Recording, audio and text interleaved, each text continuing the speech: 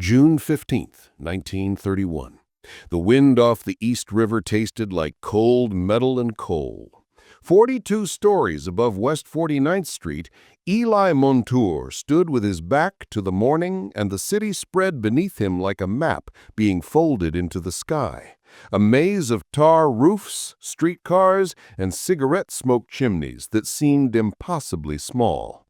The beam he occupied was no wider than a man's forearm. It hummed under his boots with the rhythm of the building being born, the high-pitched staccato of rivet guns, the groan of hoists, the brittle laugh of steel as temperatures and tension found one another. He was Mohawk from Kahnawake, 27 years old, nicknamed Eagle by men who watched him thread space like a seamstress through cloth. He wore what everyone called the ironworker's uniform. Flannel shirt rolled to the elbow, suspenders eating into his shoulders, wool trousers pinned up to his knees, hobnailed boots whose soles had memorized the steel. A leather belt hung from his hip with a spud wrench and a rivet hammer clinking against it. No harness, not today, not ever, if Eli had anything to say about it. Nearby, Foreman Frank O'Leary, broad-shouldered, cigarette stubbed at the corner of lip, a clipboard under his arm, shouted orders over the noise. "Set that girder! Hold it steady!" He pointed with his chin at a square of sky where a steam crane dangled a new beam like a pendulum. The signalman up in the crane cab, a thin man named Joe, answered with flagging motions that cut the morning in jerks. Below, a cord of men hauled a chain to guide the mast into place. Everything moved by precise violence. Eli made a move that to anyone below would have looked like a jumble of bravado. To him, it was choreography. He walked the beam with angled certainty, feet finding the cold steel's micro-ridges. The morning was a study in extremes. The day's sun tried to pry warmth from the metal even as a sudden gust shoved small things, a stray hat, a scrap of canvas, into the air like confetti. The gust fist-punched his ribs. He did not flinch. He felt the building sway, a subtle, winded breath, and adjusted his weight as if tuning an instrument. He carried two tools in particular, his spud wrench, nicked and worn from a decade of gripping, and a rivet sledge whose head had been retempered by some shop in Brooklyn. The rivet gunman below, a crew led by Antonio Tony Moretti, a barrel-chested riveter with oily hands, readied the heat for the next plates. Steam rose in hissing coils from the rivet pots. The smell of hot metal and oil hugged the air. There was gasoline and sweat and the promise of a paycheck that could put meat on a Mohawk family table hundreds of miles away. Eli performed a ritual before any risky move. He balanced his shoulder against the flange, planted his feet, and ran his gloved hand along the beam's edge, feeling for burrs and welds and the small pockmarks a life of high steel had left behind. He hooked his spud into a bolt and pried. The sound of metal on metal was intimate, almost conversational. Men looking up from the street would have described it simply, a man working, but the moment held incremental negotiations. The beam persuaded him, and he persuaded it, both agreeing to hold fast. There were other Mohawks on the site, brothers from Akwesasne and cousins from Kahnawake. Their presence a low, constant tide that the other crews had learned to rely upon. They walked the skeleton of the city in small knots, laughing in a language half forgotten between bursts of instruction, brandishing jokes as much as tools. Eli had learned as a boy how planks shift, how bolts bite, how the wind tells secrets. He had watched older men tether themselves with improvised lines, but he had never fit comfortably into the harnesses the union sometimes insisted upon. For Eli and many of his kin, the harness felt like a foreign thing that chased the body into posture it didn't know. Balance, patience, and an intimacy with the beam were their protections. Today's assignment was simple in description and savage in execution. Set the north truss, fasten the web plates, and brace the girder so the hoisting crew could strand it into the next span. Simple until the crane's hook needed a half-inch adjustment and the flagman's eyes were blinded by a sudden sun flare. Simple until a gust snatched at the block and the beam swung a few degrees more than the men below expected. Eli heard the change in the rhythm, the small hitch in the crane cable, the sound of ropes rubbing like hungry tongues. Without a harness, his options were to leap onto the pendant ropes, try to ride the swing, or trust what his ancestors had taught him, to listen to the iron. He tightened his grip on the spud, smiled at a joke only he heard, and stepped forward as the sky reconfigured. You can feel your pulse in the arch of your neck when you strain. You can feel the city shift you into a new geometry. For a moment, the beam tilted like a seesaw, and Eli became part of the steel's decision. Below, Foreman O'Leary cursed and spun a whistle, but his voice was small up here. Antonio's rivet crew froze, fists on hips, faces angled upward as if trying to hold him with sight alone. Eli took a breath that tasted like grease and rain. He planted his left boot into a seam, hooked his right arm around the web, and in the brief, whispered space between two breaths, when the world hangs, suspended on the edge of something, he worked the wrench as if the bolt were a stubborn tooth he meant to pull without flinching. He didn't fall. The beam steadied beneath him the way a horse calms beneath a familiar rider, and the job around him resumed as if the pause had never happened.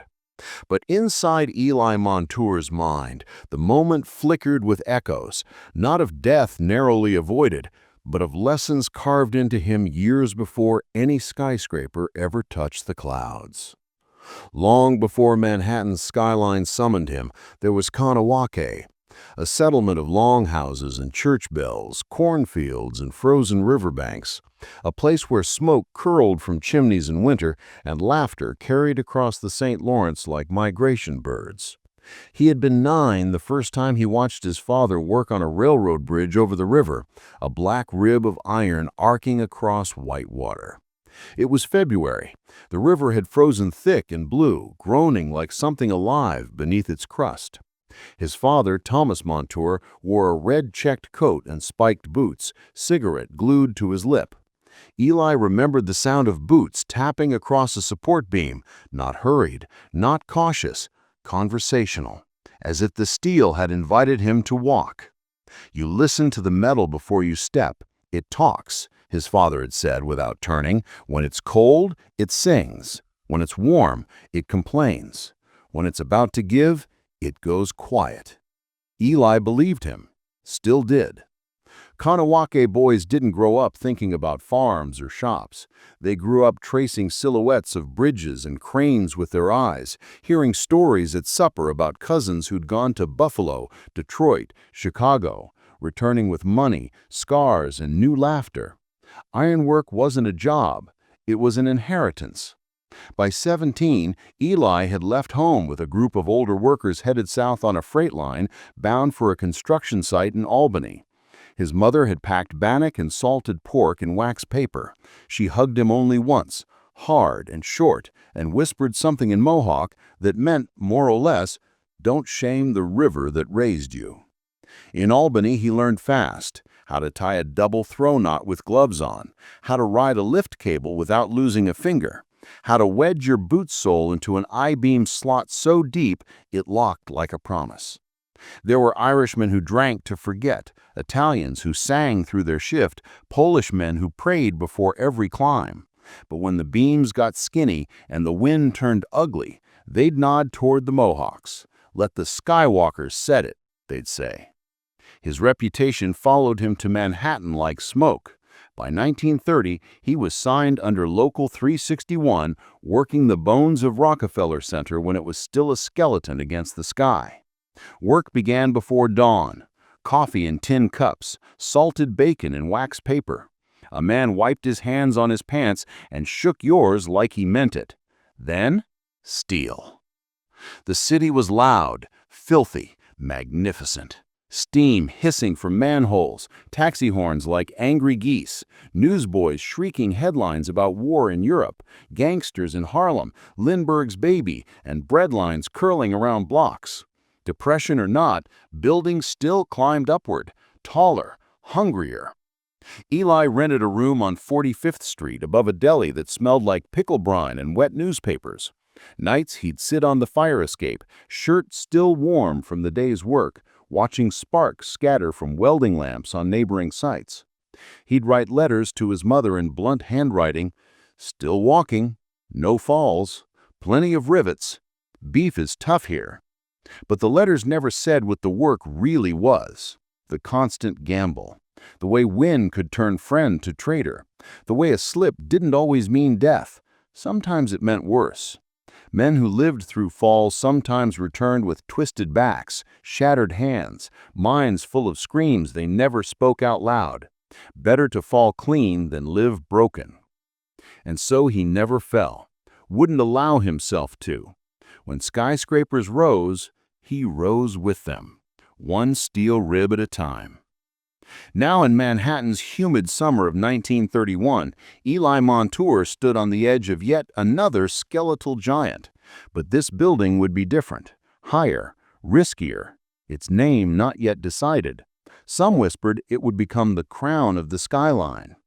He tightened one more bolt, wiped a smear of grease from his cheek, and looked across the beams at his brothers, Joseph Two Rivers and Michelle Deere, both Kahnawake-born, both laughing at some crude joke only they heard. Below them the city buzzed and choked and glittered. Above them, only sky. From the sidewalk, people shaded their eyes and pointed, little silhouettes on high steel. They called them crazy, called them daredevils. But Eli Montour knew the truth. They were builders. The sun had climbed higher, turning the steel beneath Eli's boots from frosted pewter to glowing coin. Heat softened the air until every breath felt like swallowing through cloth. Crews rotated positions, and the site shifted into its most dangerous rhythm, the rivet line at full burn. A crane groaned overhead, lowering a bucket of rivets the size of fat bullets, glowing orange inside their cast-iron pot. Two heaters worked the forge, long tongs in their hands, sweat coursing down their temples in greasy rivers. One of them, Frank Torch Daly, barked like a carnival caller as he pulled a rivet from the blaze. "Hot wood!" With a snap of the wrist, he pitched it across the gap, 30 feet of air, into the waiting hands of the catcher. That catcher was Michelle Deere, Mohawk and grinning like a fox. He wore no glove on his throwing hand, only a folded leather pad, blackened from 100 catches. The rivet hit his pad with a sizzling smack, sparks popping like fireworks. No hesitation. He pivoted and popped it into the waiting hole of the beam joint. Set! A split second later, Joseph Two Rivers slammed his pneumatic gun onto the tail of the rivet, the machine roaring like an angry demon. Eli, already braced with his sledge on the opposite side, caught the mushrooming head with brutal grace. Steel peened into submission under twin forces, gun and hammer, until the molten slug flattened and sealed the plates together, forever part of the building's bones. Every rivet was a heartbeat. Every heartbeat one mistake away from silence. The line moved fast. "Part 1, catch, set, drive, next!" They didn't shout for conversation, only function. The air thundered with the hammer stutter. Rivet smoke curled in their nostrils, sharp and metallic, tasting like blood on the tongue.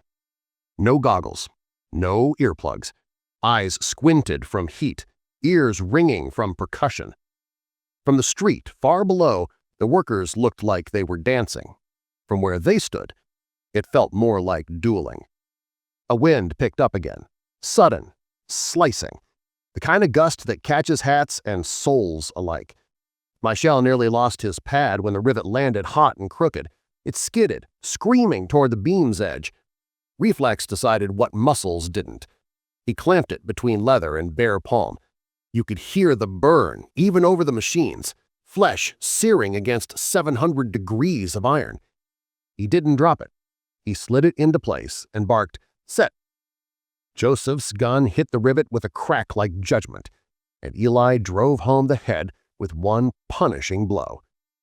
Only when it was done did my shell shake his blistered hand and mutter a single phrase in Mohawk that translated loosely to, "That one almost bit me." They laughed because laughing was cheaper than dying. They kept going. The building groaned as it grew. Steel bent with heat, straightened with cold. Their bodies were instruments playing a score of danger and precision. No one thought of the ground. The ground wasn't part of their world. Between rivet throws, Eli caught movement on the periphery. A reporter below, camera pointed skyward, snapping their silhouettes against the sky. They'd end up on postcards, in newspapers, symbols of American guts.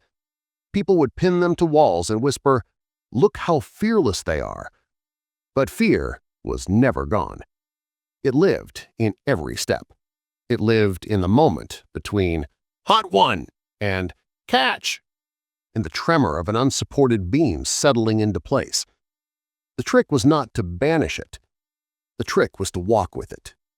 By late afternoon, they had sealed 53 rivets and secured the main truss. O'Leary blew the end-of-shift whistle, its shrill call cutting through steam and thunder. Men unclipped belts, wiped faces, and tossed tools into crates. Eli stood a moment longer, hand resting on a fresh joint, feeling the heat pulse through his glove. He imagined decades from now, people inside these walls never knowing the blood and gamble poured into their safety. Office clerks sipping coffee above clouds. Secretaries tapping typewriters where men once hung from beams. Tourists pointing from ferries saying, "Look at that one, that's when New York became New York." And maybe, just maybe, someone would say, "A Mohawk built that." The next morning began like any other. Coffee thick as motor oil, bacon rendered to salt, hands raw but ready. The air was cooler, the kind of breeze that carried warning. Old-timers said wind that early meant the day wanted blood. They went up anyway.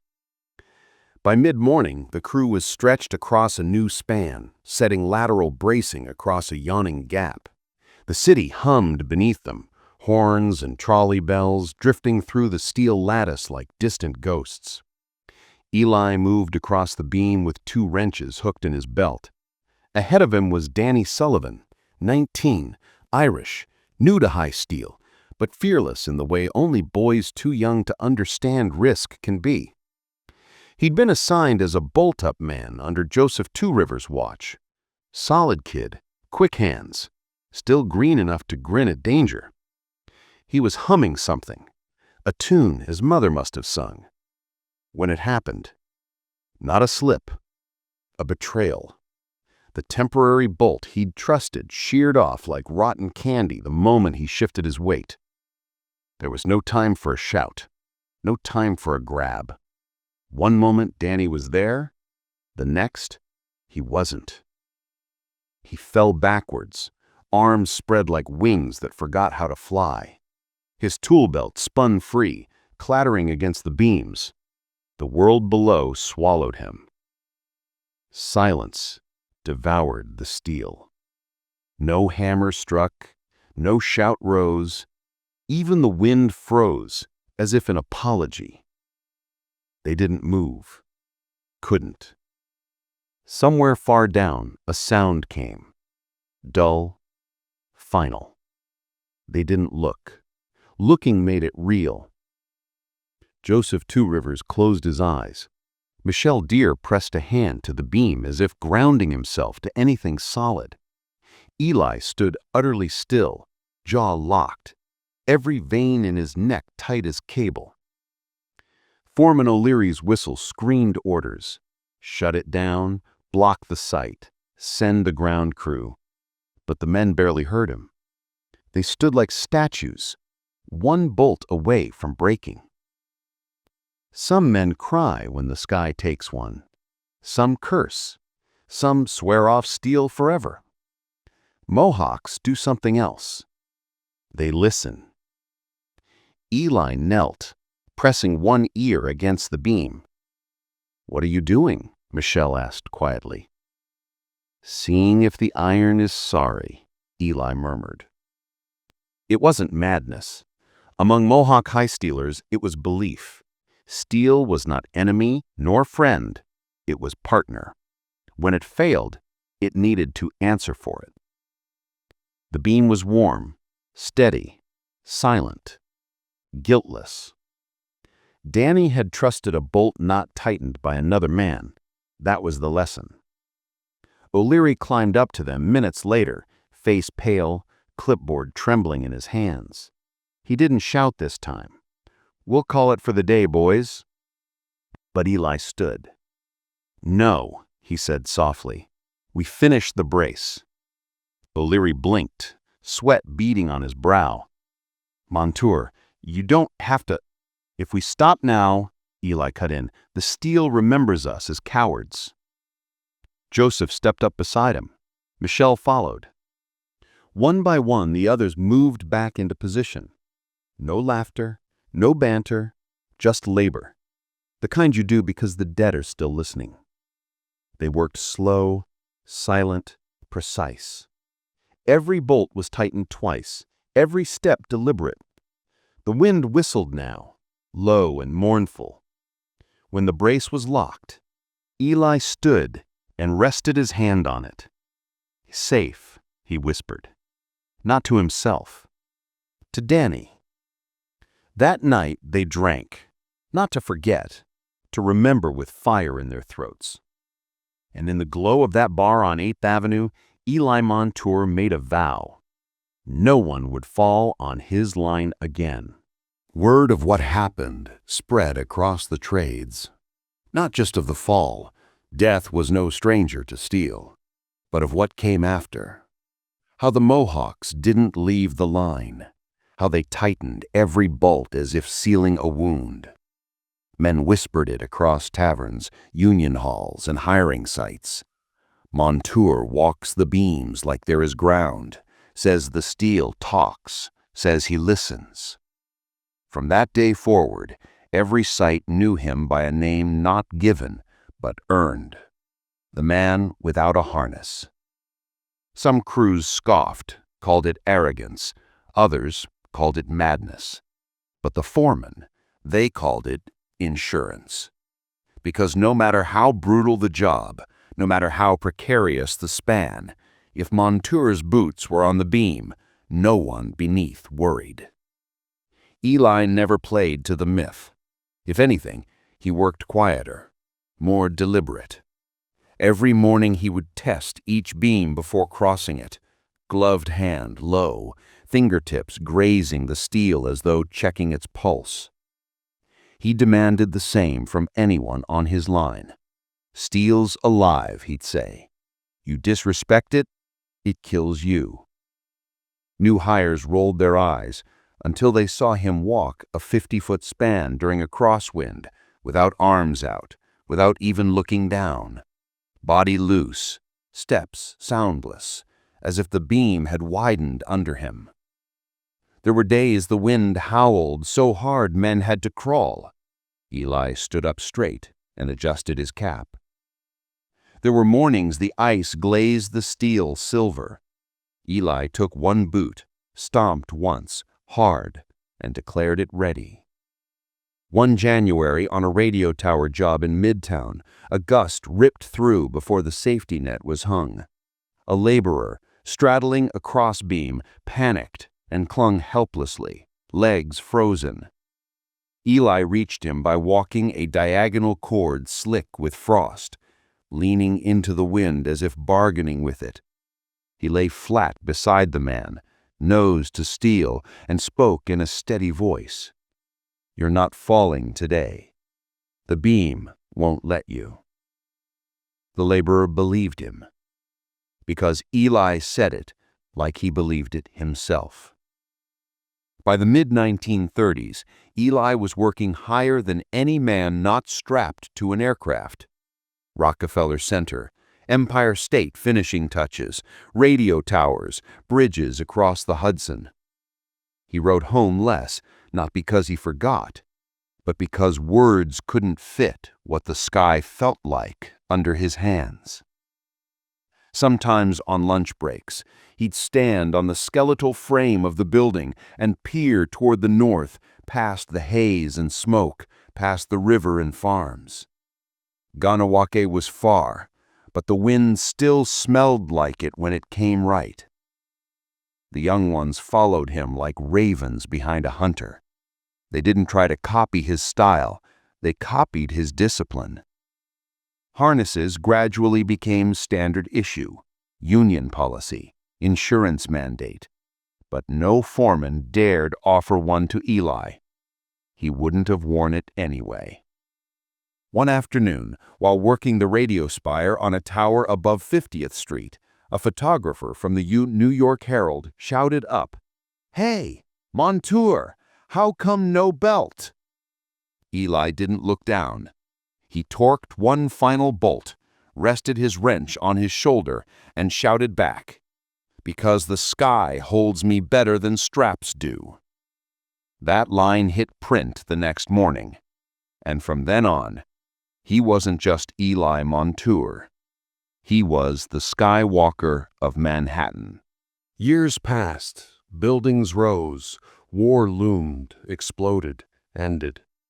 New York grew steel antlers in every direction, some broad and blunt, others needlepoint sharp. Most people never noticed the skeleton beneath the marble and glass. They never thought about the men who drilled the bones together. But if you walked the streets beneath the towers Eli Montour helped build, and you listened, you could almost hear hammers ringing through the concrete like echoes from another time. Eli never retired in any official sense. He just stopped climbing one day. It was 1954. He was 49, an age most high stealers never reached, or reached with broken knees and haunted eyes. He hadn't fallen. He hadn't failed. He simply woke one morning, stood at the base of a half-raised building on 6th Avenue, and felt stillness where there had always been pull. He tipped his cap to the foreman, handed over his spud wrench, and said, "Steel's got new ears now." Then he walked away.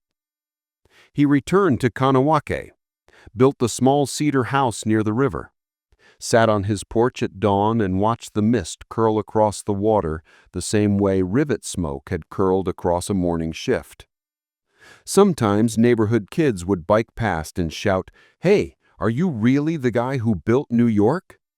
He'd shrug and say, "I just asked the beams to stand. They did the rest."